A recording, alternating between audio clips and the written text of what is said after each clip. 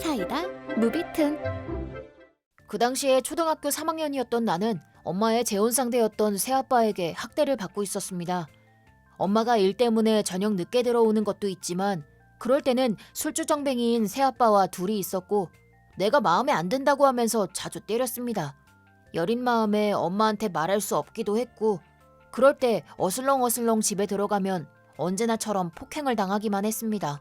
나는 자주 책가방을 집 근처의 정원에 숨기고 엄마가 집에 들어올 때까지 집 근처를 빙빙 돌아다녔습니다. 그날도 늦은 저녁, 길에 사람이 거의 없을 때 어떤 아저씨가 "꼬마야, 이 시간까지 뭐 하는 거냐? 집에 돌아가지 않는 거냐?" 하고 말을 걸었습니다. 엄마가 돌아올 때까지는 아직 시간이 있었습니다. 그래서 아직 집에 갈 수가 없다고 생각한 나는 "집에 가기 싫어" 하고 말했습니다. 그랬더니 아저씨는 "그럼 아저씨 집으로 갈까? 혼자서 이런 늦은 시간에 돌아다니는 건 위험하잖아" 하고 제안했습니다. 지금 생각해도 그 제안은 충분히 의심스러웠지만 어쩐지 마음이 놓이는 걸 느낀 나는 아저씨의 제안에 상냥함을 느끼고 머리를 끄덕거렸습니다. 아저씨 집에 도착하니 목욕을 내서 몸을 따뜻하게 하라고 했습니다. 나는 갈아입을 속옷도 없어서 "괜찮아요" 라고 말했지만 꽤 강한 어조로 "빨리 들어가" 라고 말하길래 그대로 했습니다. 대충 씻고 나오니 아저씨가 누군가와 전화를 하고 있었습니다. 전부 들리지는 않았지만 "꼬마를 잡았어. 부모한테 전화하면 돈을 받을 수 있겠지." 그런 내용이 들려서 내 머릿속에는 유괴라는 두 글자가 떠올랐습니다. 나는 바로 도망치려고 했지만 아저씨의 집은 좁았고 눈을 피해서 도망칠 수가 없었습니다. 내가 처한 상황을 이해했고 심장이 두근대며 계속 빨라지는 걸 느꼈습니다. 그 순간 철컥하면서 현관문이 열렸습니다. 나와 아저씨가 그쪽을 쳐다보니 아저씨와 비슷한 나이의 남자가 서 있었습니다. "잘 왔어. 이 녀석이 전화로 말한 꼬마야? 부잣집 도련님으로는 보이지 않는데?" 아저씨는 나를 품질 체크하는 것처럼 아래 위로 훑으며 말했습니다. 그때 나는 역시나 몸값을 요구하기 위해서 유괴당한 게 맞구나 하고 확신했습니다. 잠시 후 "이제 너네 집으로 가자" 하고 말하면서 차에 태웠습니다. 두 사람의 대화를 들으면서 유괴를 했는데 집으로 돌아가는 걸 이해할 수가 없다고 생각하면서 어렸던 나는 몸값을 요구하는 게 틀림없는데 어떡하지 하면서 여러 가지를 생각했습니다. 그리고 결론적으로 범죄를 저지르려는 이 녀석들을 집에 데려갈 수는 없다고 생각했습니다. 아저씨가 집까지 가는 길을 묻길래 어떻게 해서든 집으로 데려가는 걸 피해야겠다고 생각한 나는 대충 말하기 시작했습니다. 하지만 그것 때문에 같은 길을 빙빙 돌게 되었고 둘은 나를 의심하기 시작했습니다. "이봐, 이 녀석, 우리들이 무슨 짓을 할지 알고 있는 거 아니야?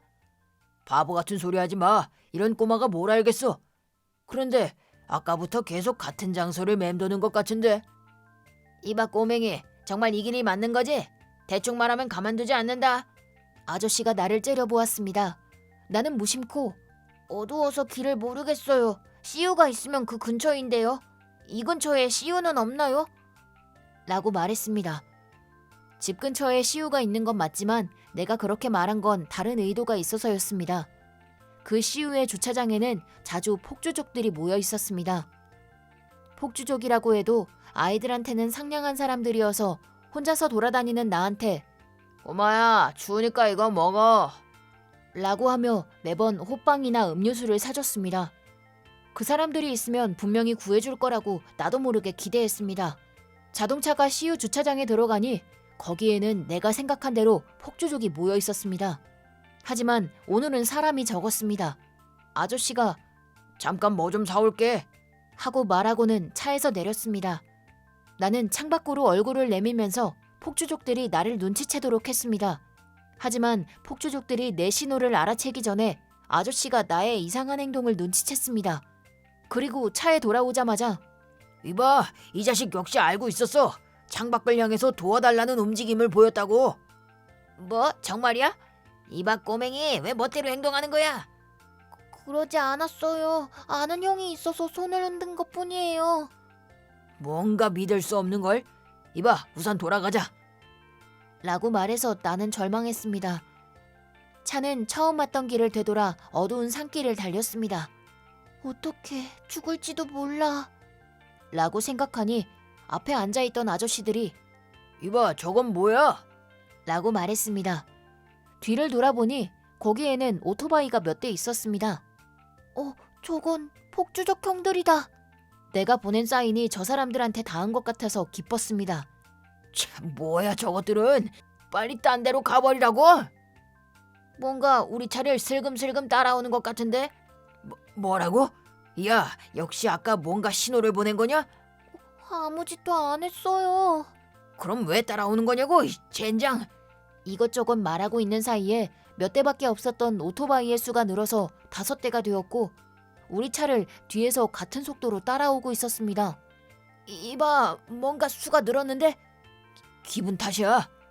그러다가 갑자기 운전석에 있는 아저씨가 으아! 라고 하며 급브레이크를 밟았습니다. 앞에는 앞질러 간 오토바이 4대가 서 있었습니다. 뭐야 이 녀석들은? 아저씨들이 덜덜 떨고 있자 오토바이에서 내린 사람이 콩콩 하고 창문을 두드렸습니다. 그 사람은 언제나 나한테 말을 걸어주는 폭주족의 리더였습니다. 뭐 하는 거야? 아니, 드라이브랄까? 이렇게 늦은 시간에 산길을? 맞아, 조카가 가고 싶다고 졸라서 말이야.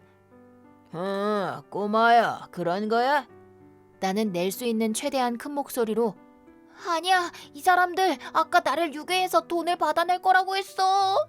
아저씨들은 쓸데없는 소리 하지 말라고 나를 째려봤지만 리더가 이봐, 왜 이 자식을 위협하는 거야? 하며 위협하니 오토바이에서 모두가 내리더니 아저씨들을 둘러쌌습니다.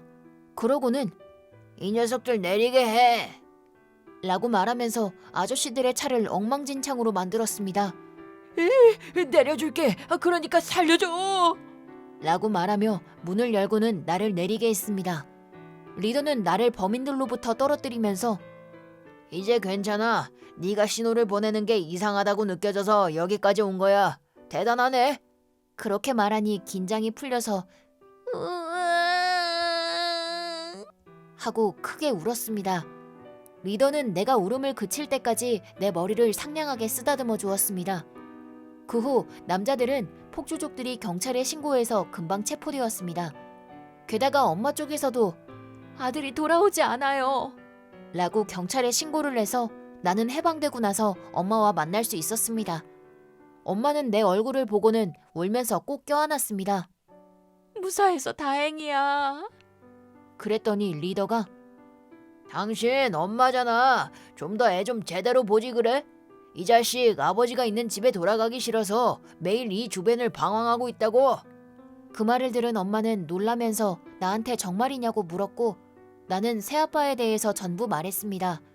그랬더니 엄마는 망설이지 않고 야밤에 남자를 빈털터리로 내쫓았고 경찰에 신고까지 했습니다. 뭐 하는 짓이야 이년아? 그건 내가 할 말이야. 잘도 내 소중한 아들한테 손찌검 했겠다. 절대로 용서하지 않을 거야. 그리고는 나한테 미안해. 몰라서 정말로 미안해. 이제는 괜찮아. 라고 울면서 사과했지만 자신의 남자와 나를 저울질하던 엄마가 전혀 망설이지 않고 나를 선택한 게 기뻤습니다. 리더한테 구해진 나는 그 후로 폭주족들 사이에서 조금 유명해졌고 폭주족들이 자주 말을 걸어서 조금 부끄러워졌습니다. 리더와 만나니 꼬맹이 너 표정이 좋아졌는걸? 응, 형 덕분이야. 그러고선 얼마 후 엄마가 주인집에서 살면서 일을 할 수 있는 좋은 직장을 찾게 되어서 이사를 가게 되었지만 지금도 그 리더는 내 마음속에 히어로로 남아있습니다. 이번 영상은 어떠셨나요? 재밌게 보셨다면 구독, 좋아요에 댓글까지 달아주시면 감사하겠습니다. 그럼 다음 영상에서 만나요.